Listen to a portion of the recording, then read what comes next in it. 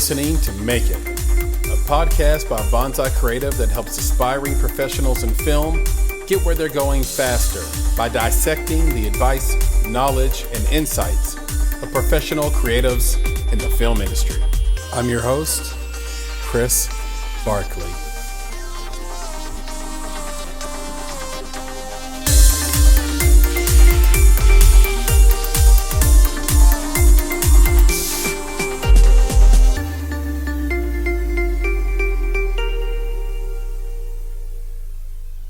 Hi there, I'm Teri Ritter. I'm a talent agent in Toronto, Canada. And we've done some really interesting work recently with ABC Amazon on a brand new series that hasn't even been released yet called The Wilds. We're really excited about that.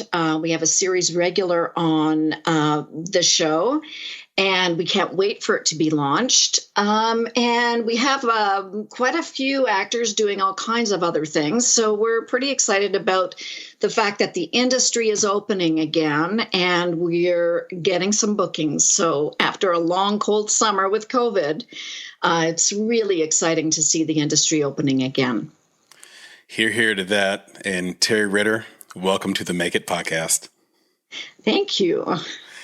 And you mentioned you're a talent agency in Toronto, Canada. And so I want to give the audience a little bit more depth on you. I'm going to read a bit from your bio. Teri came to the industry with over 30 years experience in strategic planning and accounting. This, coupled with her industry experience as an actor's mom, has allowed her to get to know the industry from the ground floor up. Originally with Hines Management, Teri opened her own agency, Ritter Talent Agency, in August of 2017. During the 13 years that Teri has been an agent, she has seen her roster grow and develop into a strong group of actors who are regularly employed by industry top producers and filmmakers. Her actors can be seen on such shows as The Expanse, Taken, Impulse, Kim's Convenience, Imposters, Killjoys, Man-Seeking Woman, Orphan Black, Heroes Reborn, Hannibal, Degrassi, Nikita, The Listener, Flashpoint, Defiance, as well as feature films such as Arrival, The Silence, Business Ethics, Paper Year, ARQ, Suicide Squad, Regression, Kidnap Capital, Kick-Ass 2, Stage Fright, The Lesser Blessed, The Phantoms, and others. She is also extremely active. She also has an extremely active group of actors who regularly appear in commercials throughout North America and abroad. And that's quite a bio. And so I'm curious, you graduating from Waterloo University in the mid-90s, early 90s, and really going directly into a field that wasn't entertainment.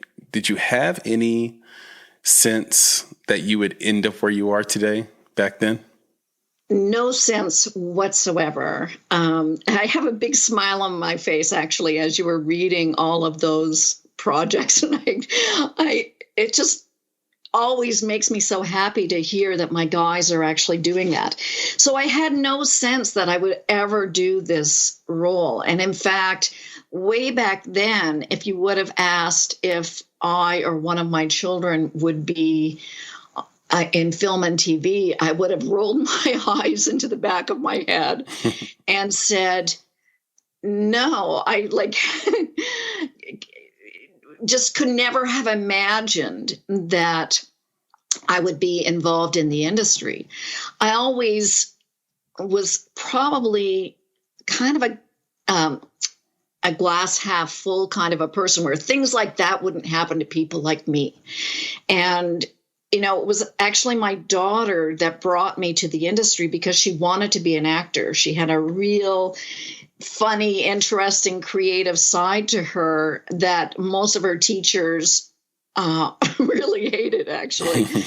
But she was really funny and engaging, and everybody would say, you should get this kid into commercials or something because she's just hilarious. And she really wanted to to do it. She wanted to do acting. She just thought it was the best thing ever. And when we would watch TV, she'd say, "Mommy, when can I be on TV?" And I would always say, "No, honey, that's never going to happen."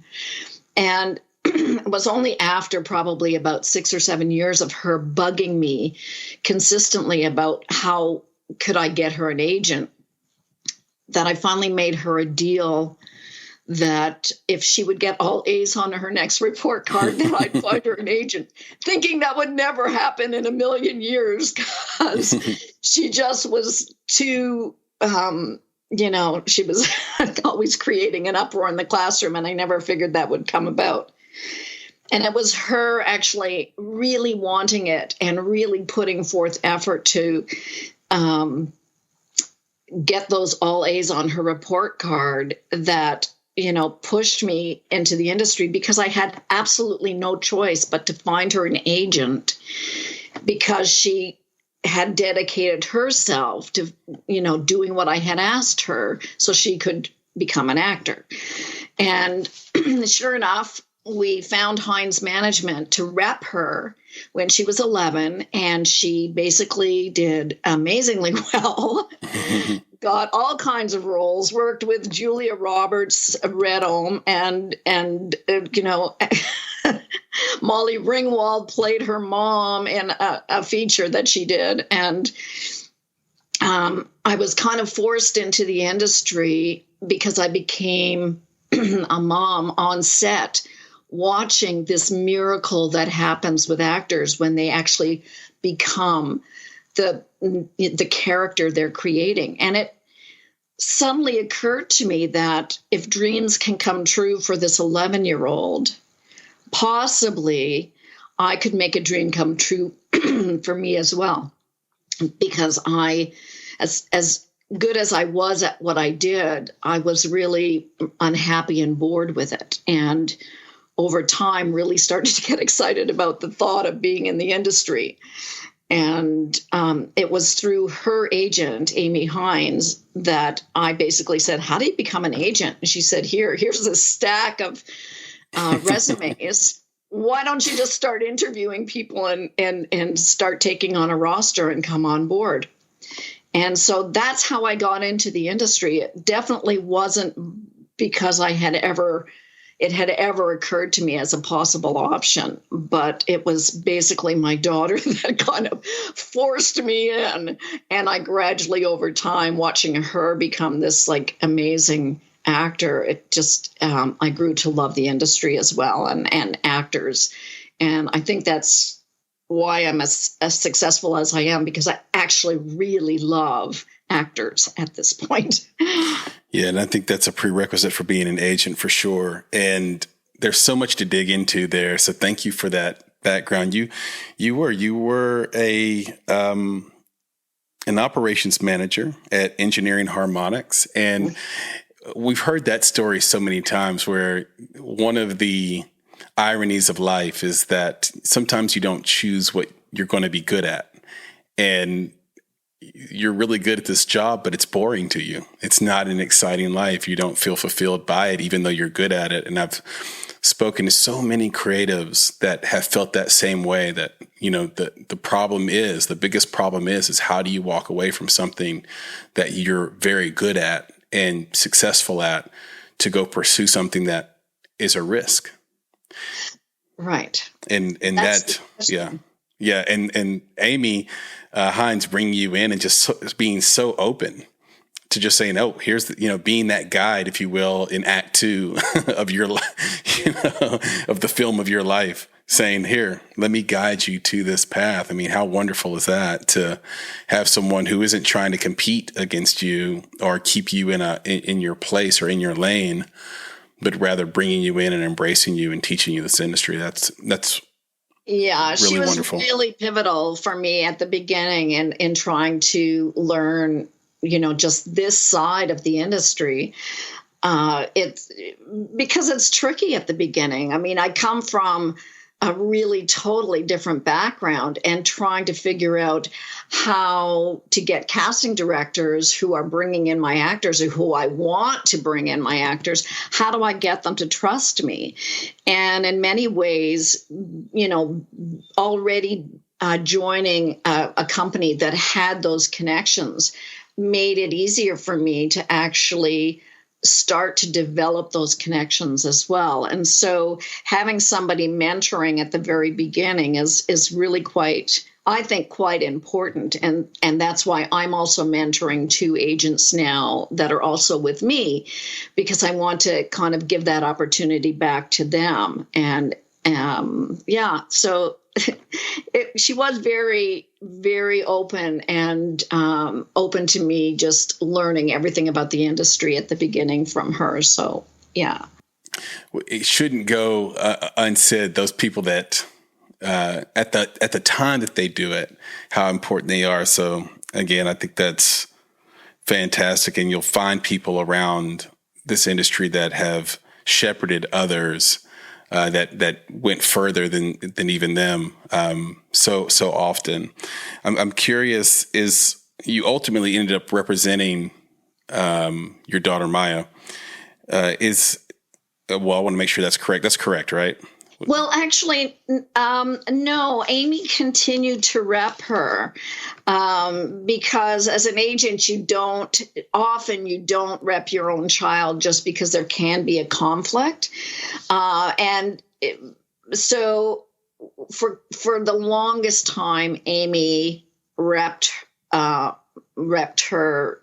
And I didn't get involved in that at all. And at that point, Maya was able to be on set on her own. So I was doing my own thing as an agent. After a while, she decided that she wanted to get out of acting so she could have a real life, she said, right. and start to have friends in school. And so at that point, she disconnected from the industry altogether. And I tried to encourage her to get back into it for a while and repped her for maybe a couple of months, which didn't go well, just because she really was resistant and didn't want to be in the industry anymore. And so, she's now doing something totally different. And thank you for that, because that leads me into my next question. I'm so curious about this. The dynamics of that, is representing your own child easier or more difficult? Or is having, what is it like to have your child be represented by someone else, but you still have to go home with that person? And I know there's a children's division that's very active at Ritter. So I'm curious to find out your thoughts on the specific challenges of representing your own child, or is it easier to have someone else do it? And if so, what are those dynamics like? Well, I think it's better to have somebody else do it, because there's always the dynamic between the parent and child anyway that can, especially during the teen years, be a little bit difficult. And so they generally, I don't know, like my relationship, I'll talk about my relationship with my child. She was more resistant to me giving her feedback or getting her to get her audition in or self-tape in on time or whatever, whereas she wouldn't be that way with somebody else, right. Because, she knows what buttons she can push with me and how she can kind of manipulate me. And so I always think it's better to have somebody outside, like another agent repping your own child, just because they have more influence with the child from a business perspective than the parent does. There's too much crossover between parenting and trying to be a manager to your child at the same time. I had real difficulties trying to do that. And I was really glad that actually Amy was repping her for those situations where I couldn't get her to move forward or get on the ball with like practicing for an audition, for instance. Right. Amy was far more effective at that than I was. Well, we'll bounce around a little bit in this conversation, fair warning. Sure. But I do want to stick on this a little bit because you have a couple of employees, a couple of partners in this, Brad Shearer and Jackie Warden. Right. And the latter there, Jackie, she runs and sort of handles that children's division of Ritter. And I wanted to talk a little bit about it while we're on the subject, because you got into this business by being an actor's mom. So right. What are the challenges specific to children when representing them as clients? That would be a good one for Jackie. But because I did rep a few children, and I have to admit my roster has mostly been adults because of one really negative situation with an actor's parent at the very beginning of my career. And it sort of put me off from ever wanting to really take on children again. So, well, can I hop in on that? Because that right there is something that popped right out to me when I was thinking about how to approach this interview and some of our conversation topics, because I assume that an actor's parent is kind of like a really aggressive sports kid parent, right? But fighting on the sidelines and yelling at the referees. What is that dynamic, and how do you handle a parent who wants it more for their kid than the kid wants it themselves? That's a really tricky one, because my whole philosophy is you do not push a child that doesn't really want it. And so you come up against those parents that actually are trying to fulfill something in their own life that they sort of missed. And you almost wish they'd go into acting themselves and leave their poor kids alone.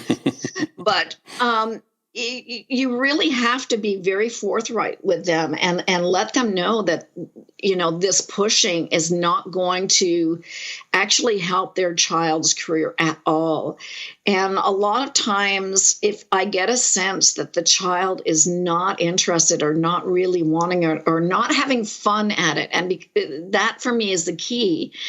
If they really love it and they're having fun, and my own daughter had a lot of fun with this at the very beginning, and when she started to resist, that was the time that she actually really did need to get out of it. Because when it's not fun anymore, then it becomes something really negative in their lives. And parents pushing their kids to do this when it's not something they really want creates all kinds of really negative consequences, in my opinion, for the child, for the producers, for anybody that's engaging the child in these roles.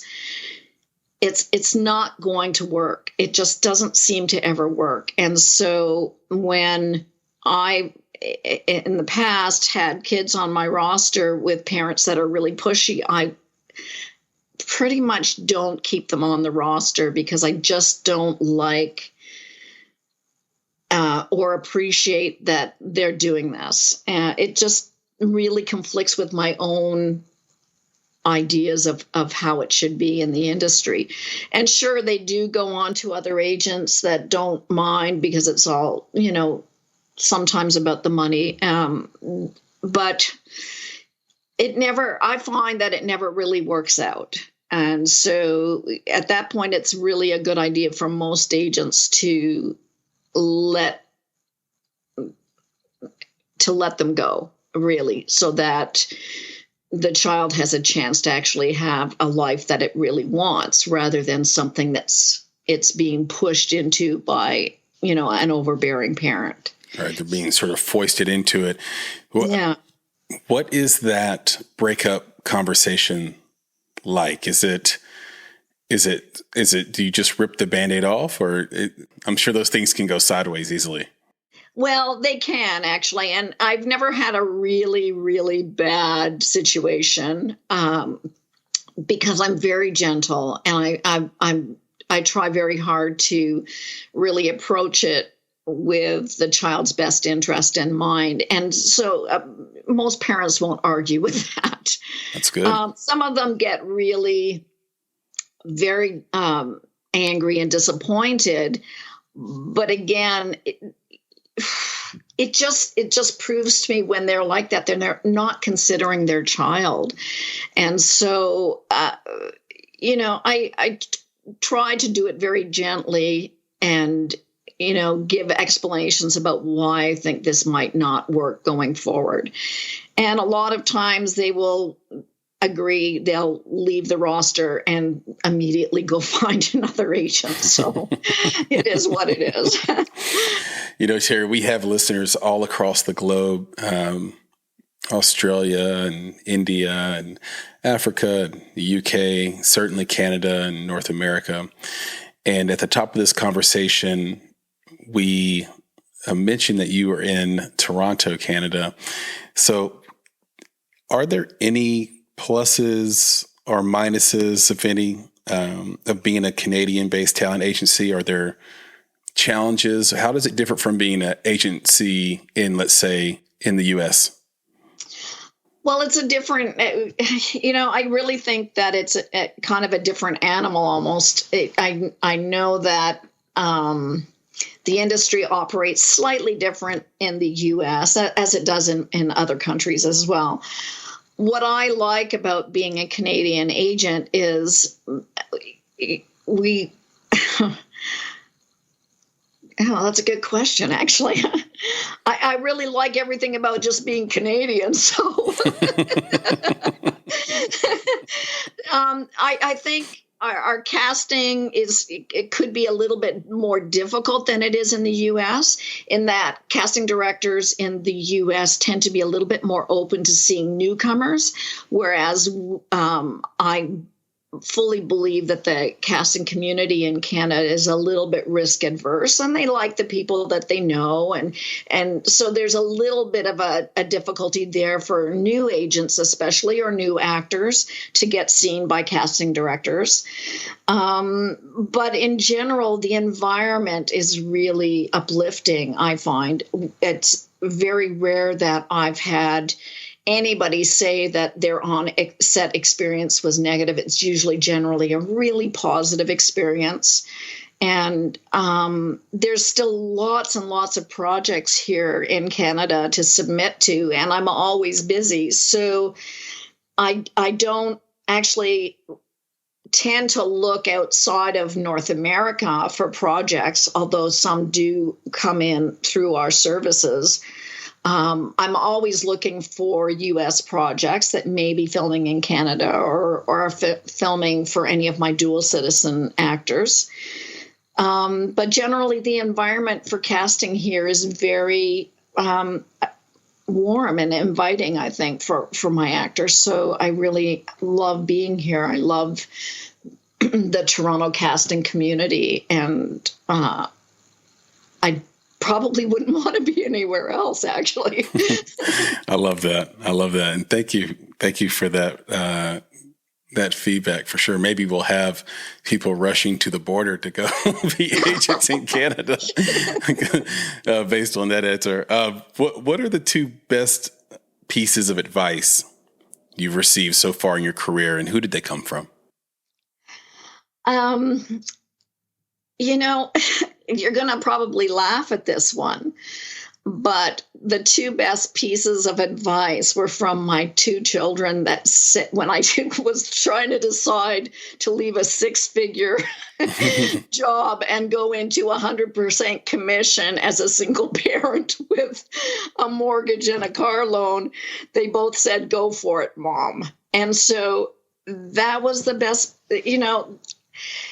everything is a risk, and a lot of friends and family kind of thought I was losing my mind, leaving a great job and deciding to become an agent.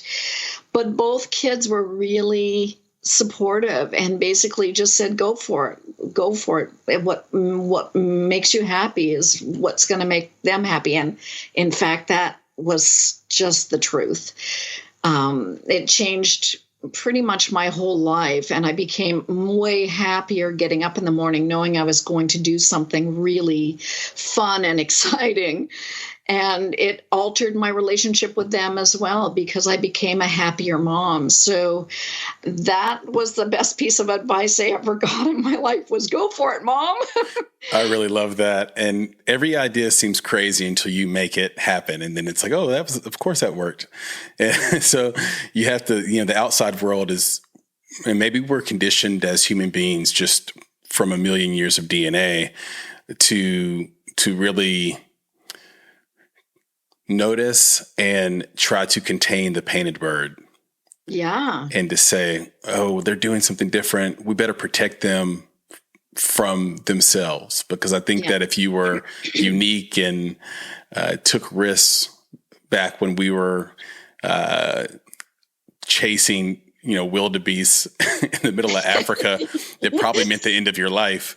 And so we have millions of years of that baked in. But today, being willing to take those risks, it seems to pay off, not just financially, but also emotionally in your own life. So I think that's a very inspiring piece of information. So I appreciate that.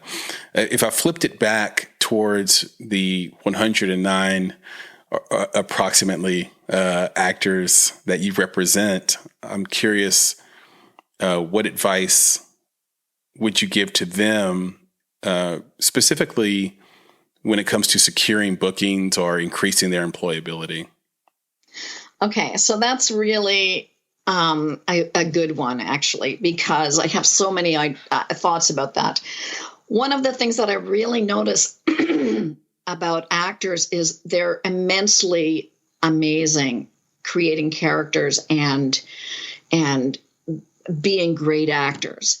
But what they miss and what should be taught in every theater school that's going is the business side of acting, how to become a professional without killing off that creative, beautiful thing that they do. So many times I get submissions from new actors wanting representation that have got the worst package of materials I have ever seen. And immediately what happens is they get discounted from even, getting viewed by an agent because their materials or their presentation of themselves is so poor they just don't have the professionalism that they need in order to even get a meeting with an agent. And so the business side of what's required to really do well in this industry is hugely important and really not taught a lot. And what I mean by that is not throwing selfies at casting directors, putting together a really beautiful looking resume, getting demo material, even if you have to create it yourself, doing all of the things that a business person would do to market themselves to other businesses. They need to learn how to do that. And a lot of that is lost in, creating a lot of that is lost for creative people, I think. Some of my actors do it in spades because they have a little bit more of a background in marketing, for instance, or business, but a lot of them don't know how to do it. And so I'm trying really hard to teach any of my guys what they need in order to really be able to grow and move forward in their careers. It's really an ongoing conversation between agent and actor. And I do a lot of that with my guys. What do we need to do next? What do we need to do to get you seen? What is it that we need to change or alter or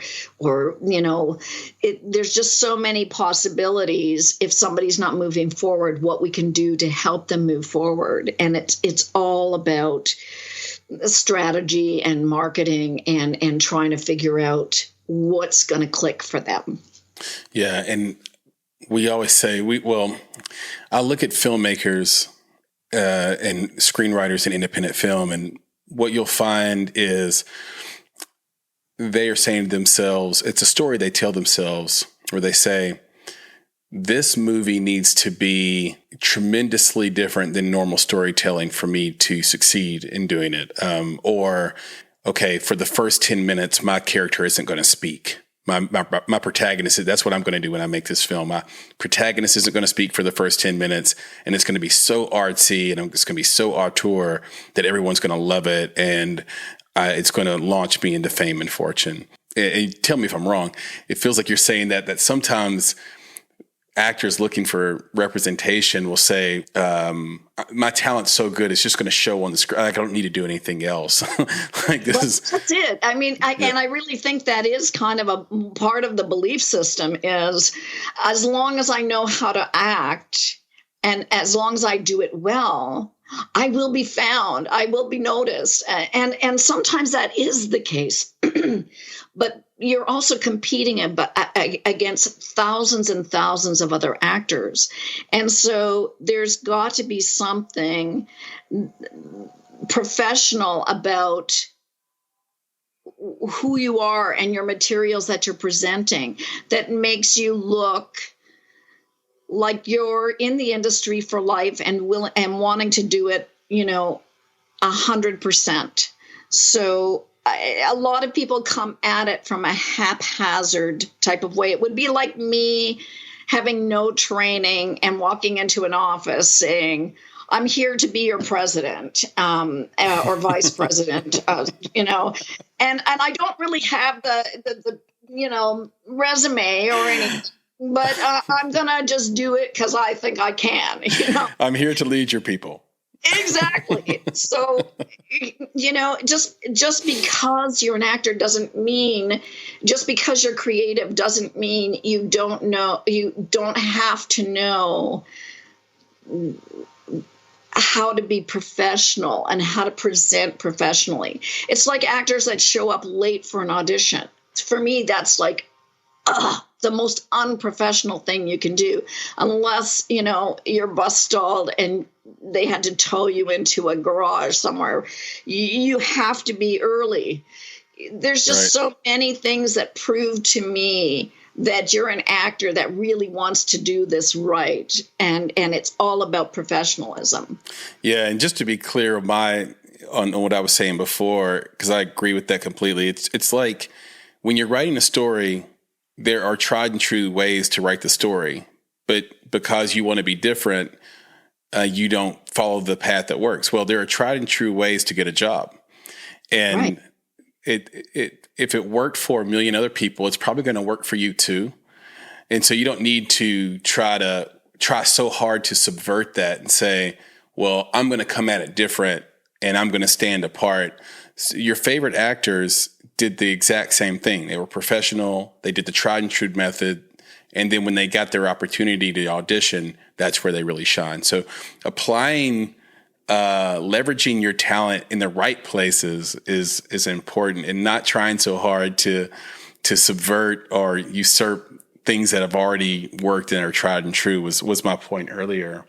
You do represent a diverse group of actors. You have both union and non-unionized actors. When do you recommend an actor join a union? And what are the sort of relevant issues around being union or non-union? Okay, so that's an individual discussion with every actor, to be honest. It's almost impossible to say when, because it depends on so many things. So for me, when I have that talk with an actor is when they get their first union permit, and I go, okay, so is your resume built up enough that you can compete with the other 100,000 union members that are also competing for that role? So have you really done enough stuff that the casting directors will bring you in? What's the industry look like right now? Is there more projects that are union or non-union? What's the environment like? What kind of roles do you want to go for? Like, you were getting lead roles in the non-union world. Would you be okay with having to start again and getting actor roles in the union world? Because basically that is what happens. So for each individual, we have that discussion. And it can depend on so many different things. Sometimes you have an actor that you'd put a non-union actor in on a union job, and they book it. And then you put them in on another union job and they book it again. And so they're already, as an actor, as a non-union actor, they're competing against union actors. And so for me, that's a sign that it could be time for them to join the union, because they're already booking stuff against those union actors they're competing with. So it's really dependent. It's an individual conversation with every single actor. And to be honest with you, I've had some actors join the union that are much older and really just wanted to join the union so badly. And as soon as they did, their career stalled. And the reason being is they're competing now with 50 or 60-year-old actors that have been in the union forever. There's very few jobs in that age range for those actors in the union. And so they can't possibly compete with somebody that has, 30 years or more of union credits versus, a guy just joining the union at that age with no union credits other than the one he just booked. So it's, the pros and cons. There's so many pros to joining the union. I'm very much pro-union. I think as you grow your career as an actor, of course, that is where you want to be, because there are so many, much more interesting benefits to being a union actor. But the industry is changing. There are so many now, like really interesting non-union roles for actors as well. And so some of my guys don't really want to go union anymore, because they'd be missing the hundreds and hundreds of other non-union projects that are out there that are actually quite interesting and challenging. So, as I said, it's really an individual decision between the actor and the agent. And there's just a variety of reasons why I would encourage somebody to either join or hold for a little bit longer until it's a better time for them to join. Got it. Curious about this, somewhat related to your answer, by the way. What are the biggest creative and business mistakes you see newcomers making outside of low professionalism? Outside. Well, this is probably also low professionalism, but their social media accounts, a lot of people don't realize how detrimental certain postings can be on social media. It was never an issue 10 to 15 years ago. It's a huge issue now. Producers are looking at that stuff all the time. And if you have something on your social media account that's going to make the production team or the network look bad, they will not use you. So my biggest advice to anybody is be super careful what you're posting on social media, because it matters huge right now.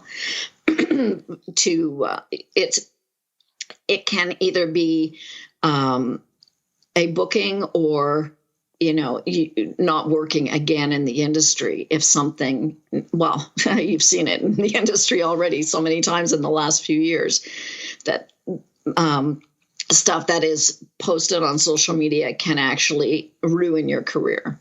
Yeah, I completely agree. I was having a conversation about that just yesterday with my co-founder and good friend, Nick, about how we, meaning, people our age, have really only been actively using the internet and social media in a sort of a personal branding sort of way for maybe just over a decade.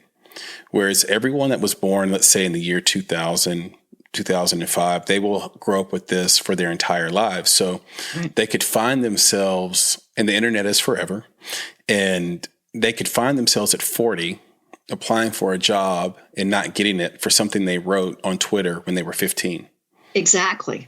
And that is preposterous, because we can't certainly expect someone to be the person they are today that they were when they were 15 or at 40. They were, but whether or not me and you, Teri, find it preposterous doesn't change the reality that they're not going to get that job. Right? Like it's not, we have to have a universal conversation about it. We would have to have a societal push and change towards some forgiveness in that way, and it'd be understood.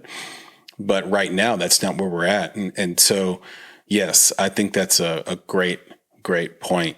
If somebody finds out you were a bigot 10 years ago and you've had a heart change, you have to basically go do speeches around the country about the time that you were a bigot in order for that to be forgiven. Yeah. So it's really, really important. You have been doing this for 13 years. I'm sure you sort of compiled, and then obviously before that, An Actor's Mom, and trying to support the success of your child in this business. So my feeling is that you might have some resources compiled, but tell me if you don't. And I'm curious, what are the top 3 online resources available to someone who wants to become an actor or pursue that path and maybe even find an agent? So the first resource that I would recommend actually for any actor or parent of a potential actor is to go to the union website. And in Canada, it's ACTRA. And there's so much, there's a wealth of information there on what it takes to become an actor, how to find an agent. They list reputable agencies on their site. There's so many people that call themselves agents or agencies that are really in it just for, what you'll pay them to get your kid on the roster, that, going to the union website, they offer this information on how to avoid scams, how to start, what you're going to need to start, what to expect on set. There's just so much information there that's where I will always refer new actors or parents to view all of the information they may need in order to get started. Is that spelled, and forgive me for jumping in, is that spelled ACTRA? That's it. Okay. And probably .ca, right?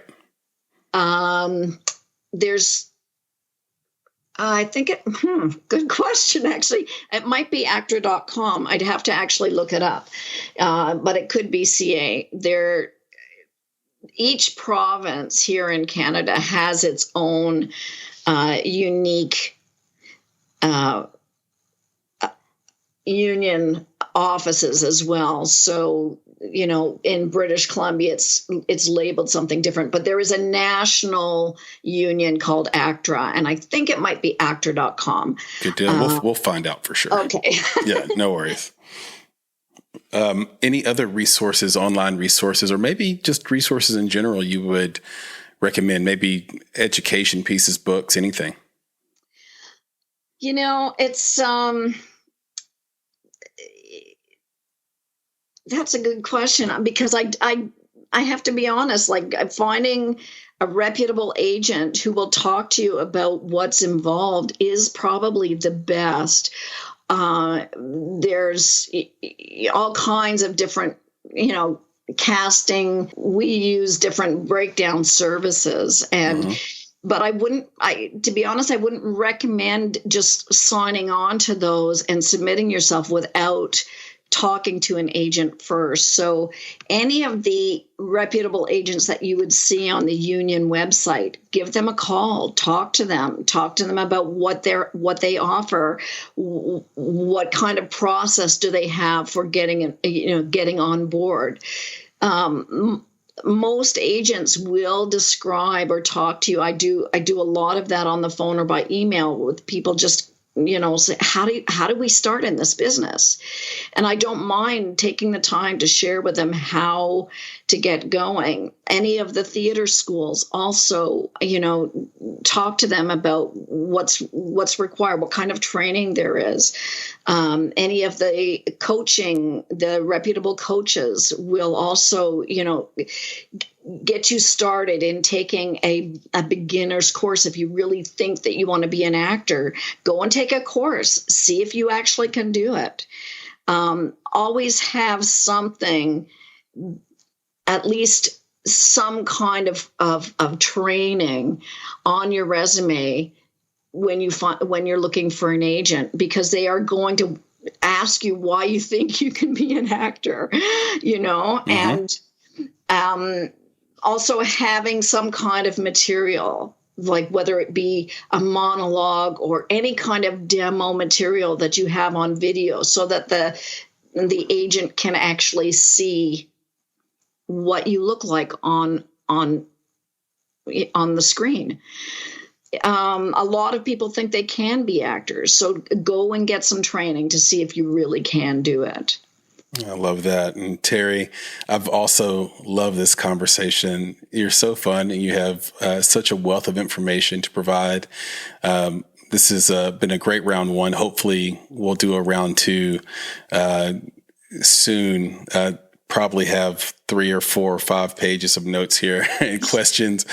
Tell everybody where they can find you on social media and on the internet, and how they can reach out.